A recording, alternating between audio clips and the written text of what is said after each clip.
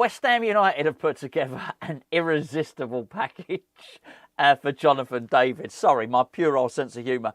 Bit bright there, isn't it? Hold on. Bit bright, bit too much.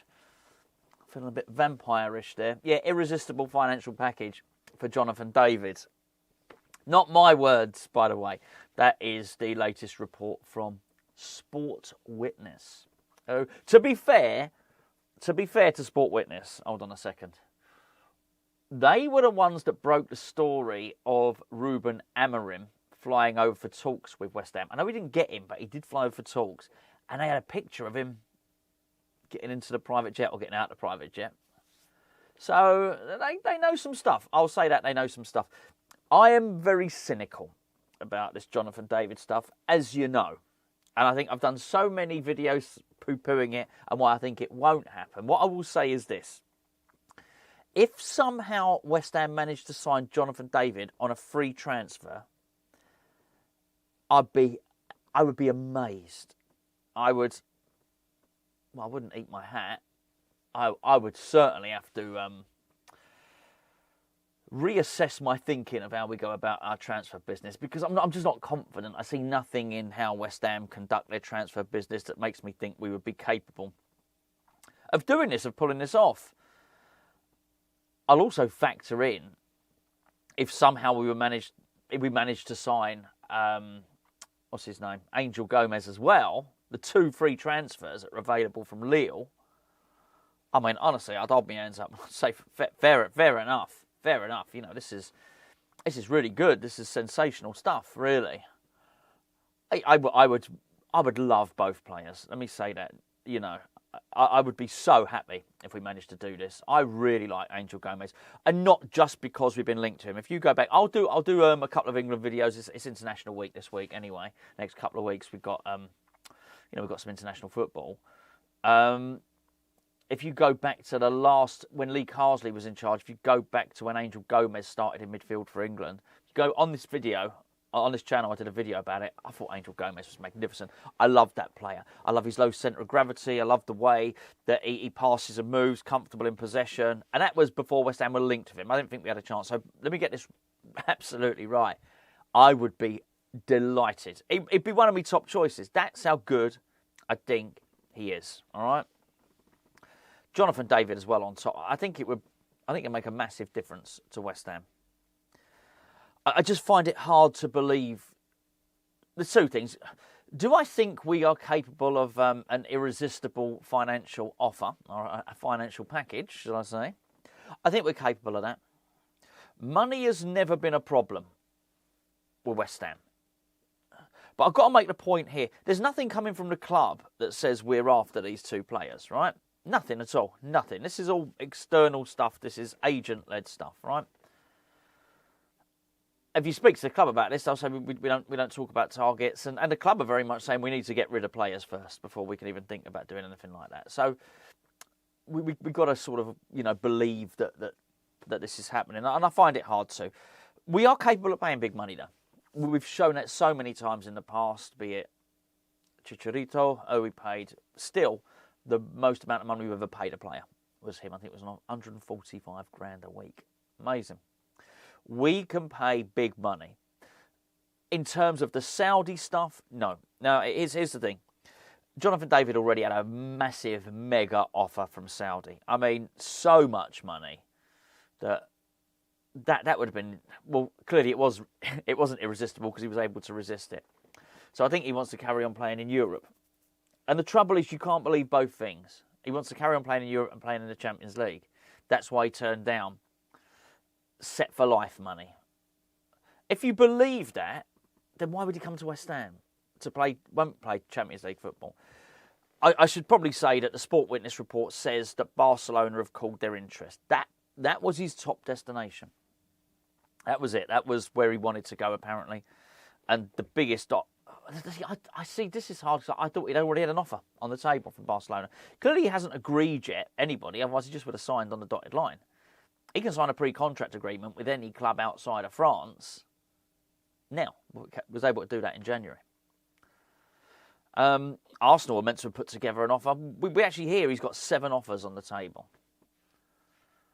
I it's so hard to think that out of all the 7 offers, I think Dortmund and big clubs, right? Big clubs, and out of everyone's, it's us. He's going to come to us because our offer is so much more irresistible than anybody else's.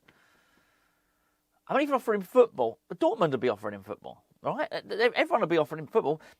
You would like to think, and I guess, look, Arsenal have got no striker, right? I know Kai Havertz plays up there sometimes, but if he was at Arsenal now, he'd be playing. Fair enough. So I think there's this whole thing that West Ham can pay more money than Arsenal, and teams like that can pay more money than Saudi. I'm not so sure. You've got to believe that he would be swayed by the West Ham project, that somehow we have more money than anyone else, and that he wants to play. I just find it so unbelievable. I really do. But I want to be wrong. I really, really want to be wrong on this one. By the way, we'll do the draw for the book tomorrow. It's not going to be a draw. It's going to be just me congratulating somebody for a very witty comment on the video a couple of days ago. Thanks for everybody that got involved with that. Probably worth actually having a little chat now about Luis Guilherme, actually. But before I do, please point in the direction of today's video sponsor, which is Surfshark. What's Surfshark? It's a VPN.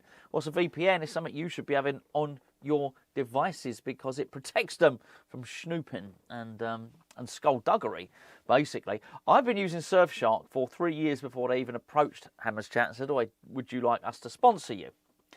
I've got it on all my devices. I've got it on the computer I use down in the cave here. I've got it on my laptop. I've got it on my phone. I've got it on my Fire box. I've got a Fire Stick, got a Fire Cube. Got it on all my stuff, really. There's a number of ways you can do it. It allows you to access some juicy old content because it changes your geolocation. There's certain things you can't access because of where you are in the world, basically. So if I change my geolocation, say, actually, I'm not in the UK, I'm in Spain or I'm in Thailand, I don't know what I picked those two choices, then I can access different content. The main reason I use it is for internet security because I use internet banking. There's a lot of stuff I don't want people to get my passwords. I just want an extra layer of encryption. Particularly if you use your banking app when you're outside. I mean, it's one thing if you're going to use it at home on your own Wi-Fi. You've got a certain level of security there anyway. If you're out and about, Wi-Fi, public Wi-Fi, using your banking app, not great. 4G, 5G, if you're lucky and you don't live here. You're going to use your Wi-Fi then. You're going to use 5G. You're going to use your banking app. You're open to skullduggerous practices. Let's put it that way.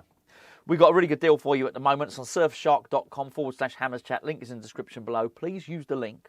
And when you go in there, you can actually just put Hammers Chat as a discount code. If you do that, that's another way you can do it. 4 months free. 4 months free. And a 30-day money-back guarantee. You can use as many devices as you want as well, by the way. Multi-device. Yes, go and check it out. Even if you don't use Surfshark, go and get yourself a VPN. Luis Guilherme. Okay, so you started breaking this morning that Flamengo will come back. They've already made a 20 million euro bid. I think that was it in January for him. We turned it down. Said no, he's going to stay in. He's going to feature in the first team, but he's not done so, has he? Not his fault. Apparently Shakhtar are coming in, and who was the other one? Shakhtar and Galatasaray. So we asked a top source at the club what's going on, and just to confirm, there's nothing being claimed about Jonathan David, but they were willing to speak up on this, which is basically, and the rest. Are those 3 clubs interested? I asked. What, the message that came back, and the rest. Numerous offers.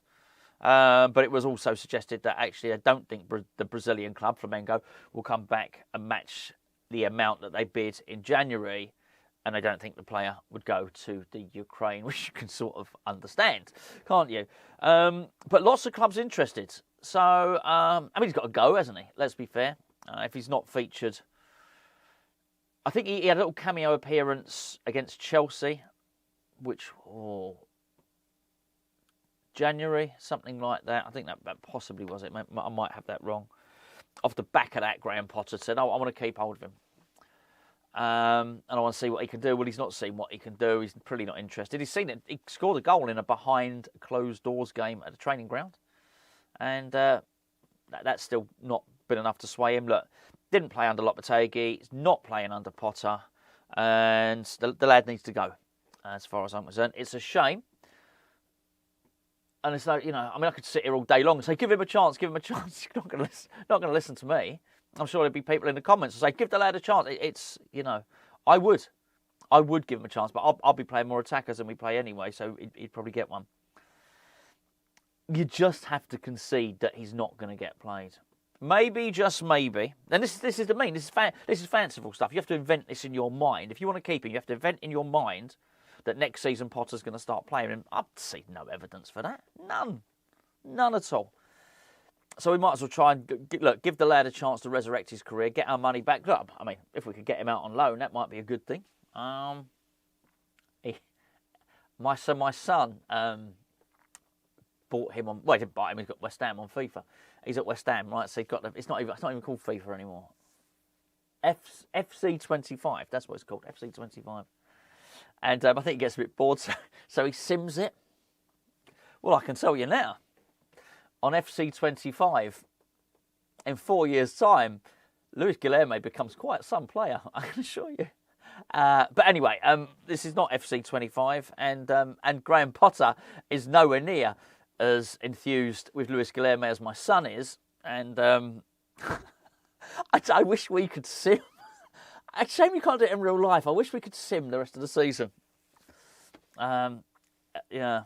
Unless we're going to see something a little bit more juicy for the remainder. I don't think we will. I don't think we will. Anyway, there you go. That's the news. A tantalising, irresistible package for Jonathan David. Some cynicism from myself, and we might be shifting a player who in 4 years could become quite a superstar.